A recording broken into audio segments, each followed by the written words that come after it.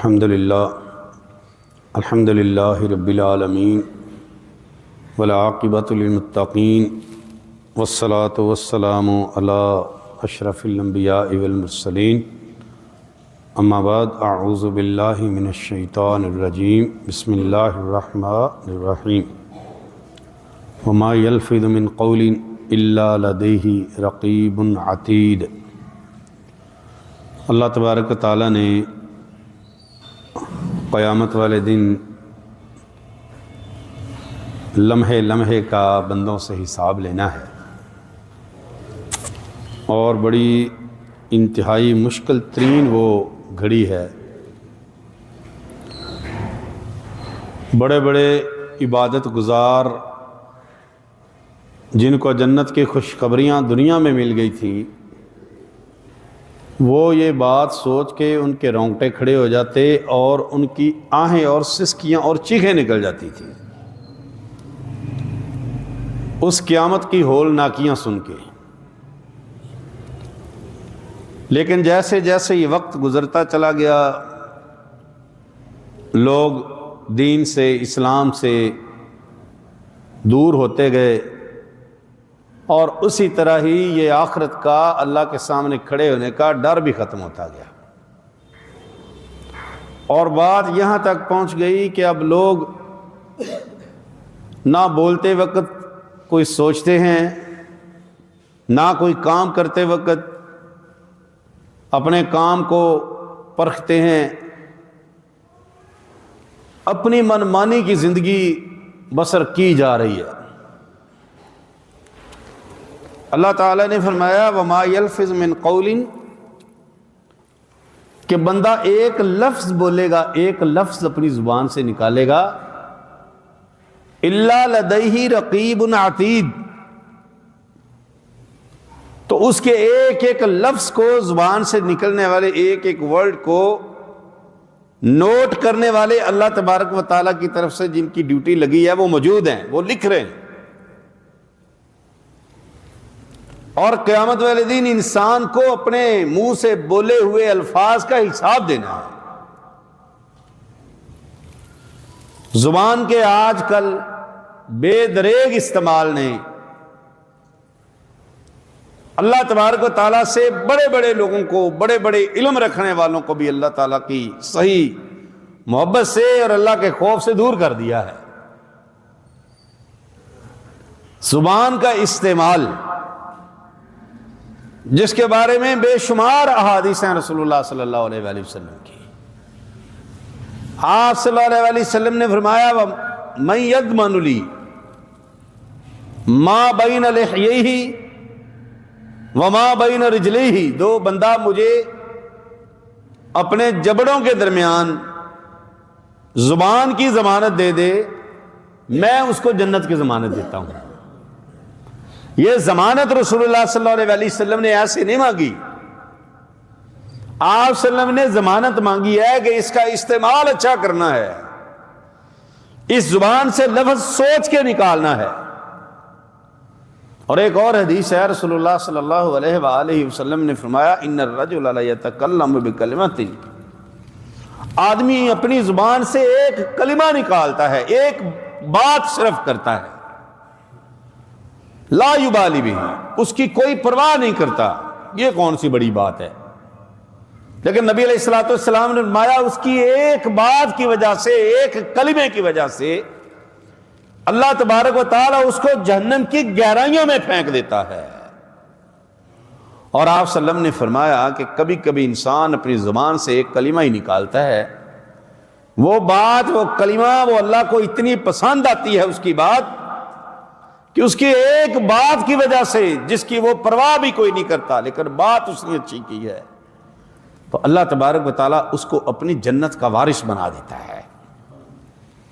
اسی لیے تو رسول اللہ صلی اللہ علیہ وآلہ وسلم نے فرمایا ہے من کان یؤمن باللہ، جو بندہ اللہ پر اور آخرت کے دن پر یقین رکھتا ہے، اس کا ایمان ہے، فلیقل خیرا او لیصمت، وہ بندہ اچھی بات کرے یا پھر خاموش رہے۔ ہماری مجلسیں آج آپ دیکھ لیں، ہماری مجلسوں میں گھنٹوں گھنٹوں مجلسیں ہیں، اور ان میں اللہ تبارک و تعالیٰ کی بغاوت کی باتیں انتہا کو پہنچ جاتی ہیں. غیبت وہاں پر ہے، جھوٹ وہاں پر ہے، چغلی وہاں پر ہے، بے حیائی کی باتیں وہاں پر ہے، جھوٹ اور یہ گندے لطیفے وہاں پر موجود ہیں. اور اللہ کے نبی پاک صلی اللہ علیہ وسلم نے فرمایا یاد رکھو جو بندہ کسی کو ہنسانے کے لیے جھوٹ بولے گا اللہ تبارک و تعالیٰ نے اس کے لیے جہنم کی ایک وادی رکھی ہے، ویل، اس کے لیے بربادی اور تباہی. اور آج کی مجلسیں کیسی ہیں؟ کوئی بندہ نہیں سوچ رہا میں بات کر رہا ہوں سچی ہے یا جھوٹی، میری زبان کا استعمال کیسے ہے.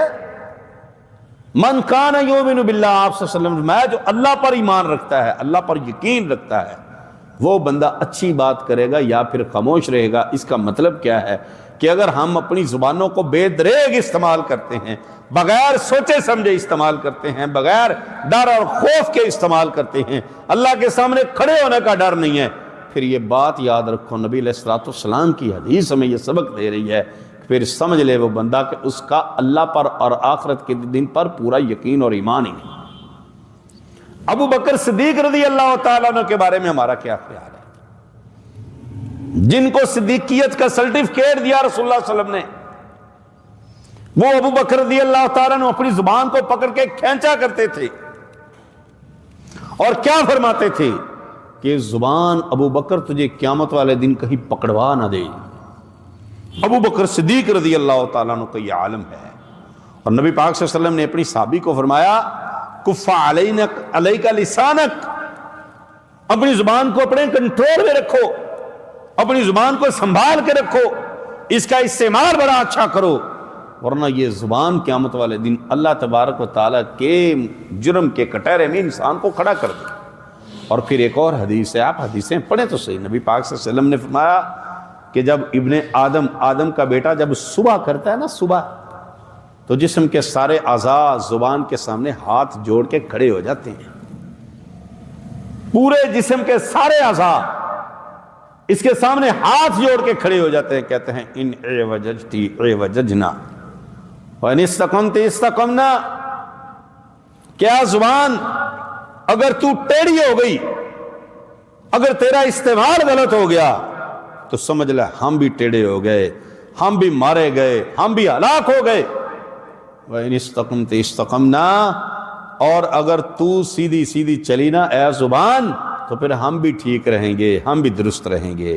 پتہ ہے جسم کے اعضاء کو کہ یہ زبان کا استعمال غلط ہوگا تو پورے جسم کو سزا بھگتنا پڑے گی. میرے عزیزو، آئیے اپنی مجلسوں کا خیال کریں. نبی پاک صلی اللہ علیہ وسلم نے اسی لیے اپنی امت کو اللہ تبارک و تعالیٰ کی جہنم سے بچانے کے لیے ایک بڑا بہترین نسخہ دیا ہے کہ جب تم مجلس میں بیٹھو اور مجلس برخاست کرنے لگو تو کیا پڑھو؟ کفارہ مجلس کی دعا پڑھ لیا کرو. جب تم وہ دعا پڑھو گے تمہاری مجلس کی چھوٹی موٹی لغزشیں اللہ دعا پڑھنے سے معاف کر دے گا. لیکن ہم تو دور ہیں اسلام سے، ہمیں دعاؤں کا پتہ نہیں، ہمیں معافیہ مانگنے کا پتہ نہیں، اللہ تعالیٰ سے سوال کرنے کا پتہ نہیں، اپنے گناہوں کے بخشوانے کے جو شارٹ کٹ ترین راستے اللہ نے یہ ان کا پتہ نہیں.